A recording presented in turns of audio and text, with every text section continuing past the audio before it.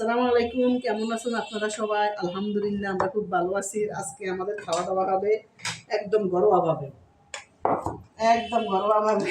কড়াই কড়াই বসাই দিয়ে আমাদের খাওয়া হবে একদম ঘরোয়াভাবে। দেখেন ইলিশ মাছ দো পেঁয়াজু, তারপরে হয়েছে দেখেন মূলের শাক ভাজি, তারপরে মশারির ডাল, আরও কত কিছু সেগুলা বুঝছেন, সেগুলো দেখানো যাবে।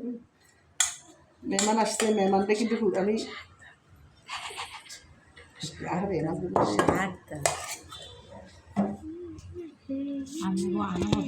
না না আল্লাহ পাতাল কিছু মনে রেখে দিতাম। ইলিশ মাছের দো পেঁয়াজু, এটা হয়েছে এই সেই বড় ইলিশ মাছ, পদ্মা নদীর ইলিশ মাছ, সেই বড়। এটা তোর একটু মরিচ ভাজি দিয়ে যে দেখেন, না না না,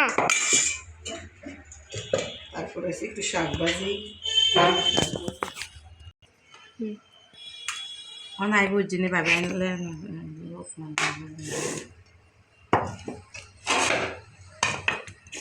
তাইফা বসো, তাইফা খাও। এই যে আমি নিচ্ছি শাক নিই।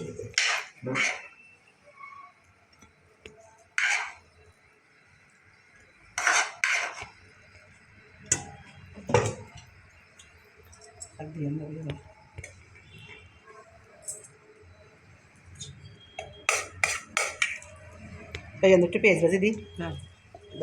এই পেঁয়াজ ভাজি পোড়া যায় না ভাবি। এটা হয়েছে কি জানেননি, এটা হয়েছে ওই যে ধনে পাতা দিছি না, এলা ইয়ে গেছে। আর কাছে আবার এই মাছের কি এই মরিচ ভাজি খেতে খুব মজা লাগে।